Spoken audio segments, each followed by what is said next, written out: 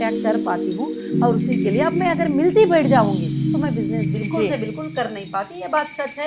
लाखों के लोग मिलना चाहते हैं तो पॉसिबल नहीं है। हाँ, मेरे पास कभी कभी टाइम है, कभी मैं मिल सकती हूँ, तो मैं इस तरह से नहीं कि मेरे पास घमंडी है, गुरूरी है, मुझे मिलना नहीं है, इसलिए मैं कभी भी लोगों को मिलना छोड़ी नहीं हूँ। मैं उनसे बहुत प्यार करती हूँ जो लोग मुझे मिलना चाहते हैं, मैं खुद उनसे मिलना चाहती हूँ। जब मुझे मौका मिल जाता है तो मेरे पास टाइम और मौके की बहुत कमी है। अब जो मैं स्टैब्लिश करने जा रही हूँ इसमें तो मुझे मिनटों या सेकेंडों को मिलना पड़ेगा, इस तरह से काम करना पड़ेगा। मैं उनके ही लिए काम कर रही हूँ, उनके बच्चों के लिए काम कर रही हूँ, उनके भलाई के लिए काम कर रही हूँ, उनकी सेफ्टी के लिए काम कर रही हूँ। उसमें मेरा एक पार्ट और बढ़ गया पहले से ज़्यादा, लीगल डिपार्टमेंट, कोर्ट, लॉयर्स वगैरह सब, इनके लिए भी मेरा काफ़ी टाइम चले जाता है, इसके लिए भी मैं जो है काफ़ी टाइम चलेगा। तो इस वजह से मैं कभी ज़्यादा जब मुझे मौका मिलेगा मैं बड़ी खुशी से मिलूंगी। मैं कभी नहीं चाहती कि छोटा इंसान है, बड़ा इंसान है, मैं सबसे बड़ी खुशी से और प्यार से मैं बड़े इंसान को डिले कर सकती हूँ, छोटे इंसान को डिले नहीं कर सकती। मैं उसको पहले बुला सकती हूँ मगर टाइम नहीं। ठीक है, एक बड़े सवाल की तरफ मूव करेंगे। हीरा डिजिटल गोल्ड के पास इतना डिजिटल गोल्ड आता है, जिससे डिजिटल को आप जानते हैं कि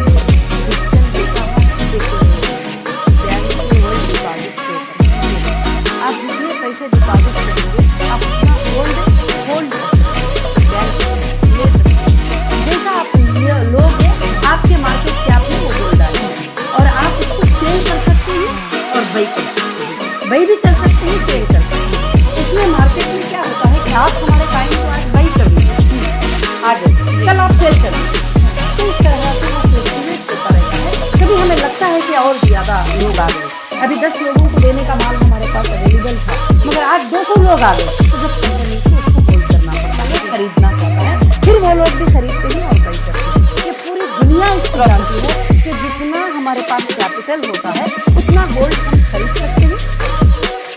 तो हीरा डिजिटल गोल्ड की इन्वेस्टमेंट का एक सवाल है कि ये जो डिजिटल गोल्ड है क्या कभी ये फिजिकली शॉप के फॉर्मेट में आ पाएगा?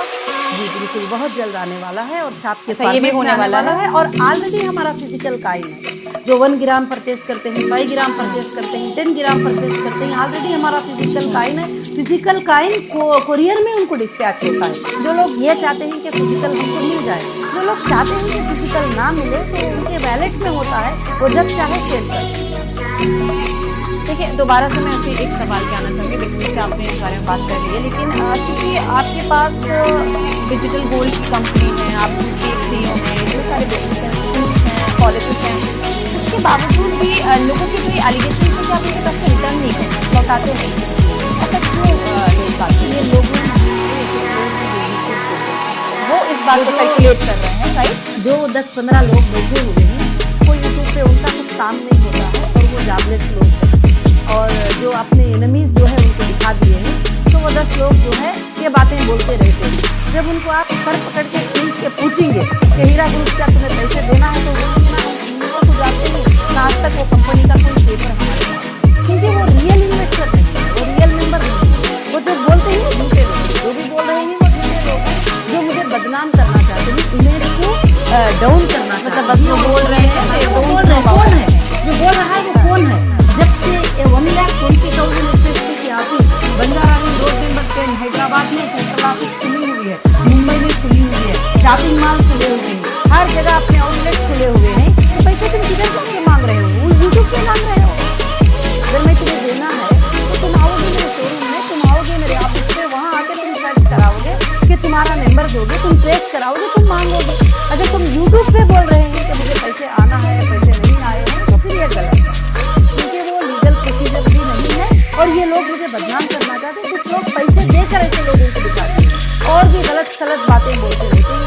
बस जब इतना बड़ा नाम, इतनी बड़ी बड़ी बात है, और आप किसको भी देखिए कि देख के प्राइम मिनिस्टर को लोग नहीं छोड़ते कि कई यूट्यूबर जो है उनके बारे में गलत बोलते हैं, तो फिर हम तो नॉर्मल है ना, तो कई लोग कुछ बोलते रहते हैं, तो उस पर हमको नहीं, तो लीगल में डॉक्यूमेंट्स के तहत जाएंगे तो वहाँ पर ये सब बातें झूठे साबित होंगी। अगर वैसा होता तो कोर्ट प्रूफ कर देती, कोर्ट में चल रहा है, एजेंसीज बुला रहे हैं, तो कोर्ट प्रूफ कर देते इन चीज़ों को, तो यूट्यूबर्स कोर्ट नहीं है, राइट? ये सब बातें सुन के और आपसे मिलके एक बात और है जो जहन में आती है कि महिला एम्पावरमेंट की कंपनी है, तो क्या आप लोग सिर्फ महिलाओं के लिए काम करते हैं क्या इसमें कोई पुरुष शामिल नहीं है? ये सारा जो काम है, सारी जो बातें हैं, सब महिलाओं के लिए हैं क्या बस? नहीं, हमारे बिजनेस में सारे लोग हैं जी। नाम महिला एम्पावरमेंट पार्टी है। मैंने कहा कि हर बाप की पार्टी है, हर भाई की पार्टी है, हर शोहर की पार्टी है जो अपने बीवी को एम्पावर करना चाहता है, अपनी बहन को एम्पावर करना चाहता है, भाई अपनी बेटी को एम्पावर करना चाहता है, बाप। मैं महिला अकेली नहीं हूँ, मेरा बाप भी है, मेरा भाई भी है, मेरा हस्बैंड भी है, मेरा बच्चा भी है, सब लोग हैं मेरे साथ।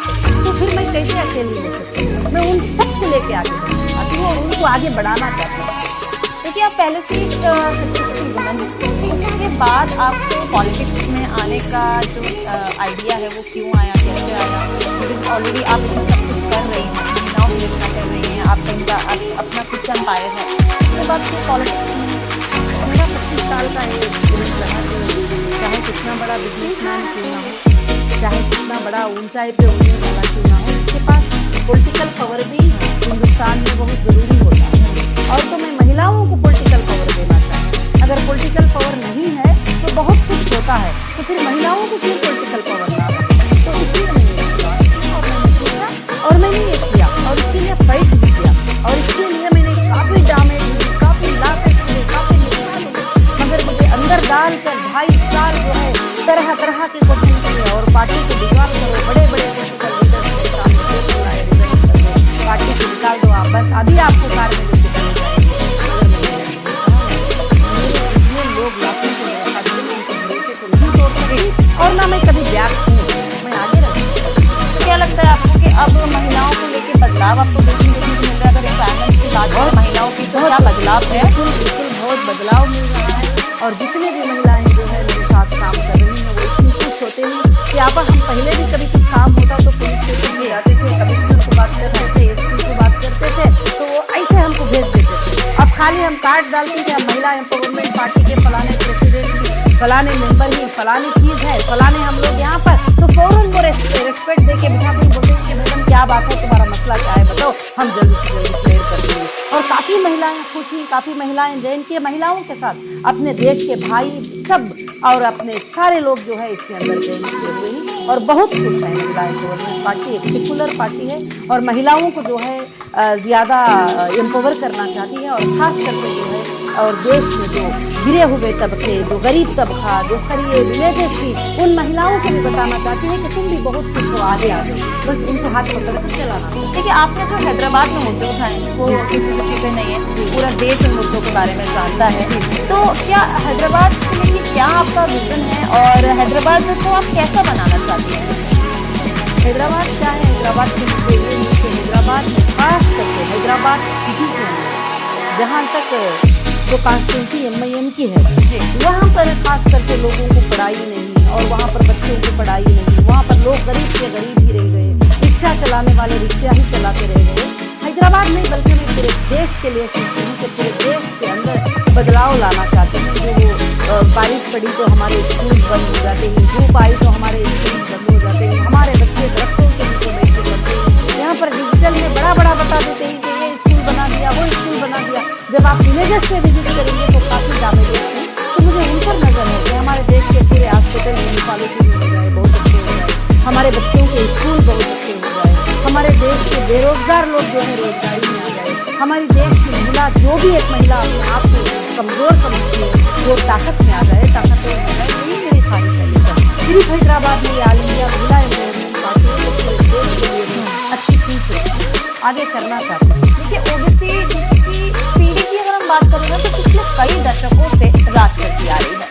ऐसी पार्टी के सामने खड़े हो जाना और ऐसी शक्तिशाली पार्टी के सामने बेधड़क होकर बोलना और चुनौती देना, इतनी पावर, इतनी शक्ति कहीं से आती है?